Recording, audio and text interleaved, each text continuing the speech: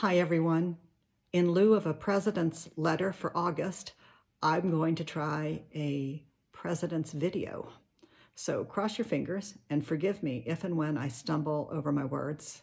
And it is a when, because it's going to happen. It's so hard to believe the second month of this fiscal year is behind us. July's gone, August is gone, and here we are at the 1st of September. Your board is focused on making a meaningful difference this year, and like they say, actions speak louder than words. Let me update you on a couple of initiatives that we began in July and continued in August. Supporting the Settled Minister Search Committee. The Negotiating Committee is one of the subcommittees that's a part of the bigger whole. This committee consists of 3 people, one from the Settled Minister Search Committee, one from the board, and one nominated by the board to represent the congregation. These 3 people are Ed Law from the Settled Minister Search Committee, Liz Curtis from the board, and we've asked MC Gaylord to represent the congregation, and lucky for us, she said yes. These 3 people have a wealth of knowledge and experience between them, and if any group of people can get this job done, it's them. These are the folks that will talk money with ministerial candidates, salary, benefits, etc. It's kind of where the rubber meets the road. We have total faith in the committee as a whole and this subcommittee. They're going to bring it home. We're going to have a settled minister. I just know it. Another initiative we started in July was really focusing on the safety and security of this congregation.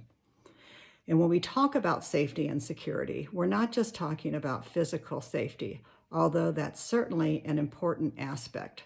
We're also referring to emotional safety, the feeling that we can express ourselves authentically without fear of judgment, and the assurances that our differences are not just tolerated, but celebrated.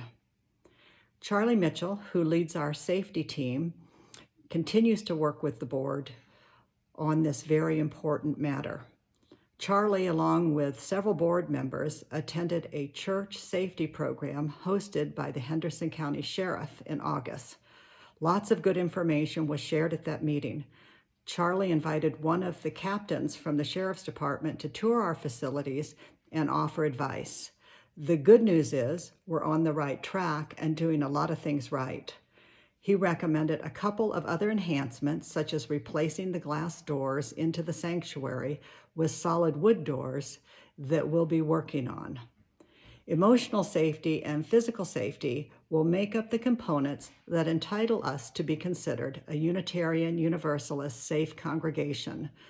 The creation of the supporting documentation behind the safe congregation recognition is extensive, but we hope to have this completed during this fiscal year.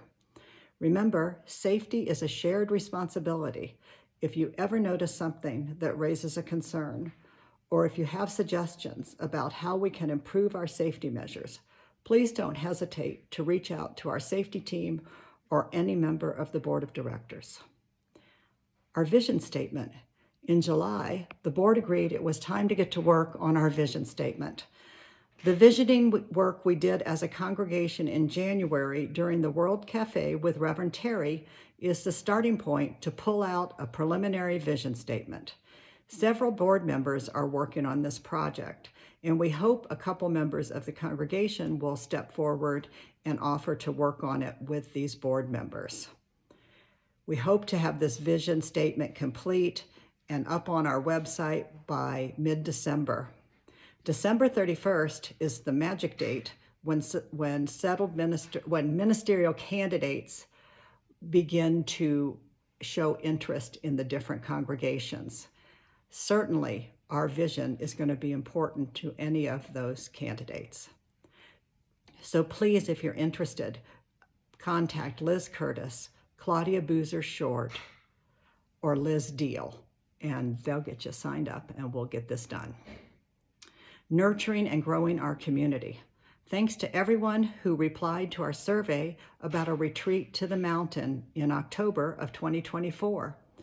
Becky Reed and Jan Parton are leading this effort. Lots of folks are interested in attending, so this is going to happen. We needed a minimum of 20 people to book this, and I believe we have 30. There'll be lots more information to come.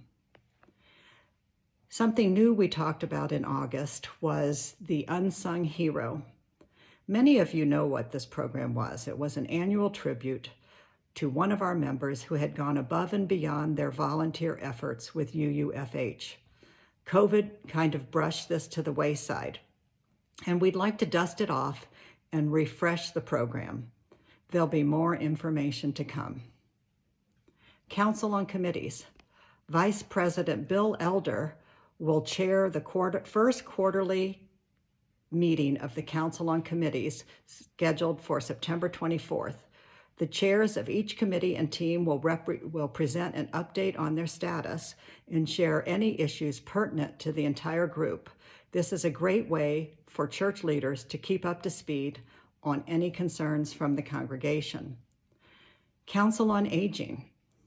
Many of you are familiar with the long-running Council on Aging Congregate Lunch Program. This program met for years at the Sammy Center, located on Justice Street, but several months ago had to relocate due to a suspicion of possible mold. Since January of this year, they have been operating out of Brookdale Henderson East, an assisted living facility. Then they went to First United Methodist Church. We have been approached to consider leasing Fellowship Hall Monday through Friday, 9 to 1 for 1 year. I have met with Kat Neville, the program director, and it looks like a good fit. 2 other churches are also being considered. This topic will be thoroughly explored at our next board meeting on September 12th. Financially, this would be great news for UUFH. Hidden treasures. A month or so ago, board member Bill Reese began the process of scanning all UUFH archive documents. He's created an electronic database of years of our history. I went down that rabbit hole, starting with board minutes from the very beginning. It's been fascinating reading our history month by month, year by year. Along the way, a couple of things have really piqued my interest. Many of you are familiar with a framed poster that used to hang in Fellowship Hall. I believe right now it's sitting in the foyer. It contained the guidelines of right relationship and community, and members had signed this document agreeing to the covenant. Lots of years have passed, and we have so many new members. I'd like to break this back out and review the covenant with everyone. Another document I found interesting was a disruptive behavior policy, which would fit right in with our safe congregation work. So stay tuned for more on that. Before I wrap up, I encourage you to stay connected through our various communication channels, our email blast, our website, and Facebook. If you have any ideas, suggestions, or feedback, please don't hesitate to reach out to our leadership team. We're here to listen and grow together. One more quick reminder, please remember to complete the survey from the Settled Minister Search Committee. Happy September, everyone, and welcome back, Reverend Terry. She'll be in the pulpit on Sunday, September 10th. I'll leave you with this thought I came across when I was doing my deep dive into the UUFH archives. I came across a document written in 2020 during the pandemic about financial planning. Hidden in this financial planning document was one statement that really stood out to me, and I want to share it with you. It goes like this: "We the people are the fellowship, not its buildings or profit and loss reports or even its minister. It's the relationships that are built over the years that are the fellowship. We commit to our fellow congregants." I think it's just awesome. Anyway, thank you so much for listening. I'll see you on Sunday.